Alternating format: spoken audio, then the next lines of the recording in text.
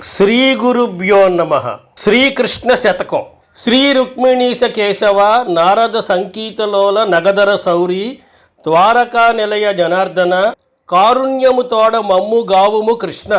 దీని భావం శ్రీ అంటే లక్ష్మీదేవి అవతారంగా పుట్టిన, రుక్మిణి అంటే విదర్భరాజైన భీష్మకుని కుమార్తె అయిన రుక్మిణీదేవికి, ఈశా అంటే భర్త అయినటువంటి వాడా, కేశవ అంటే పరమేశ్వర, నారద అంటే నారదుడు అనే పేరుగల ఋషి ఆలపించే, సంగీత అంటే గానమునందు, లోల అంటే ఆసక్తి కలవాడ, నగ అంటే కొండను, ధర అంటే ధరించినవాడ, సౌరి అంటే ప్రతాపము కలవాడ, ద్వారక అంటే ద్వారక అను పేరుగల నగరములో, నిలయ అంటే నివసించేవాడా, జనార్దన శిష్యులైన వారిని రక్షించువాడా, కృష్ణ అంటే ఓ శ్రీకృష్ణ, కారుణ్యము తోడన్ అంటే దయతో మమ్ము అంటే మమ్మల్ని అందరినీ, కావుము అంటే రక్షించుము అని అర్థం. భావం: ఓ శ్రీకృష్ణ, నువ్వు రుక్మిణీదేవికి భర్తవు, పరమేశ్వరుడవు. నారద మహర్షి చేసే గానమునందు ఆసక్తి ఉన్నవాడివి. గోవర్ధనమనే కొండను ఎత్తినవాడివి. ద్వారకా నగరంలో నివసించిన వాడవు. జనులు అనే రాక్షసులను చంపినవాడవు. ఇన్ని విధాలుగా గొప్పవాడివైన నీవు మా వంటి మానవులను దయతో రక్షించుము. శ్రీకృష్ణుని గురించిన సమాచారాన్ని కవి ఈ పద్యంలో ఎంతో అందంగా వివరించాడు. ఆయనను మనం ఎందుకు పూజించాలో తెలియజేయడానికి శ్రీకృష్ణుడిలో దైవ లక్షణాలను కేవలం 4 వాక్యాలలో ఎంతో సులువుగా తెలియజేశాడు. వేమన, సుమతి శతకాల తరువాత అంతే తేలికగా ఉన్న శతకం శ్రీకృష్ణ శతకం. నీవే తల్లివి దండ్రివి, నీవే నా తోడు నీడ, నీవే సకుడవు, నీవే గురుడవు దైవము, నీవే నా పతియు గతియు నిజముగ కృష్ణ. భావం: ఓ కృష్ణ, నువ్వే నాకు తల్లి తండ్రి, నిరంతరం నన్ను వెంటాడుతూ నాకు తోడు నీడగా ఉండేది నీవే. నీవే నాకు స్నేహితుడివి, నాకు గురువు, దేవుడు కూడా నీవే.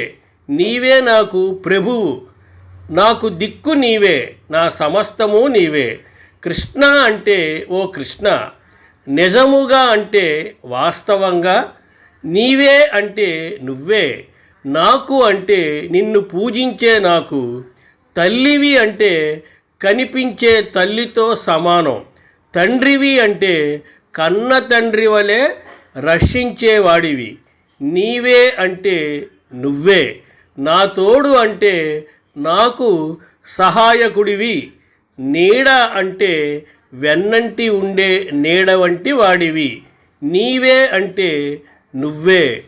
సకుడు ప్లస్ ఔ అంటే ప్రాణమిత్రుడివి. నీవే అంటే నువ్వే. గురుడవు అంటే అజ్ఞానాన్ని పోగొట్టి జ్ఞానాన్ని ప్రసాదించేవాడివి. దైవము అంటే దేవుడవు. నీవే అంటే నువ్వే. నా పతియు అంటే నాకు ప్రభువు, గతియు అంటే దిక్కు. ఈ ప్రపంచమంతా వ్యాపించి ఉన్నవాడు భగవంతుడని, ఆయనే శ్రీకృష్ణుడని కవి ఈ పద్యంలో వివరించాడు. ఇందులో ఉపయోగించిన పదాలన్నీ చాలా చిన్నవి, అతి సులువుగా నేర్చుకోవచ్చు. ఇటువంటి చిన్న చిన్న పద్యాలైతే పిల్లలు చక్కగా పలుకుతారు. పిల్లలకు బాల్యం నుంచే భగవంతుడికి నమస్కరించే అలవాటును ఇటువంటి పద్యాలతో ఆరంభిస్తే వారికి కూడా ఆసక్తి కలుగుతుంది. హరి అను 2 అక్షరములు హరించును పాతకముల నంబుజ నాభ, హరి నీ నామ మహత్యము హరిహరి పొగడంగా వసమే హరి శ్రీకృష్ణ. ప్రతిపదార్థం అంబుజనాభ అంటే నాభి అందు పద్మం ఉన్న ఓ విష్ణుమూర్తి అంటే శ్రీకృష్ణ. హరి ప్లస్ అను అంటే హరి అనే 2 అక్షరాలు పాతకములను అంటే చేసిన పాపాలను హరించును అంటే పోగొడతాయి. హరి అంటే హరి అనేది నీ నామ మహత్యము అంటే నీ పేరులో ఉన్న గొప్పదనం. హరిహరి అంటే ఆహా, పొగడంగా అంటే స్తుతించడం, వశమే అంటే సాధ్యమగున. భావం ఓ శ్రీకృష్ణ, హ రి అనే 2 అక్షరాలను కలిపి పలికినంత మాత్రాన అంతవరకు చేసిన పాపాలన్నింటినీ హరిస్తావు. ఓ శ్రీకృష్ణ, నీ పేరులో ఉన్న గొప్పతనాన్ని వర్ణించి చెప్పడం ఎవ్వరి తరము కాదు కదా. హరి అనే 2 అక్షరాలను స్మరించిన ప్రహ్లాదుడు కష్టాలను అధిగమించాడు. శ్రీహరిని ధ్యానించిన గజేంద్రుడు మోక్షం పొందాడు. శ్రీహరికై తపస్సు చేసిన ధ్రువుడు ఆకాశంలో నక్షత్ర రూపంలో శాశ్వత స్థానాన్ని పొందాడు. ఇంకా ఎందరో భక్తులు ఆ హరిని ప్రార్థించి మహనీయులు అయ్యారు. హరి అనే 2 అక్షరాల పదానికి ఇంత మహత్యం ఉందని కవి ఈ పద్యంలో వివరించాడు. చిలుకనొక రమణి ముద్దులు చిలుకను శ్రీరామయనుచు శ్రీపతి పేరుంబిలిచిన మోక్షము నిశ్చితి వలరగమి ముదలచు జనుల కురుదా కృష్ణ. దీని ప్రతిపదార్థం కృష్ణ అంటే ఓ శ్రీకృష్ణ. ఒక రమణి అంటే ఒక స్త్రీ. ముద్దులు చిలుకను అంటే అందంగా ముద్దులొలికేలా. చిలుకన్ అంటే ఓ చిలుకను. శ్రీరామ ప్లస్ అనుచు అంటే శ్రీరామ అని పలికేలా.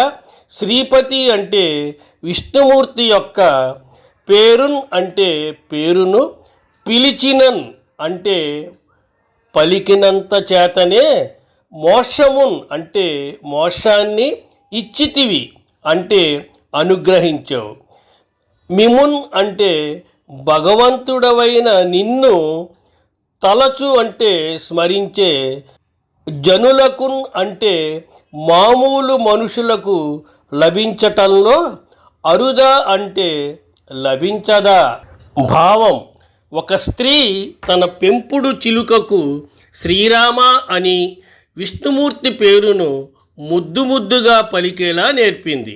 ఆ చిలుకకు అలా నేర్పినంత మాత్రానే ఆమెకు మోక్షం ఇచ్చావు. కనుక నిన్ను నిరంతరం ప్రార్థించే వారికి మోక్షం లభించడం అనేది అరుదు కాదు, అది చాలా తేలికైన విషయం. ఎవరి పనులు వారు నిర్వహించుకుంటూ మనసులో భగవంతుడిని ధ్యానించడం వల్ల మనసు ప్రశాంతంగా ఉంటుంది. పనే పరమాత్మ అనే దానిని వంటబట్టించుకొని పనిలో దేవుడిని చూస్తే అందులో రాణించగలుగుతారు. అలాగే దేవుడిని కేవలం 2 అక్షరాలతో పలికితేనే చాలు, చేసే ప్రతి పనిలో ఆయన తోడు ఉంటాడని కవి ఈ పద్యంలో వివరించాడు. స్వస్తి, శుభమస్తు.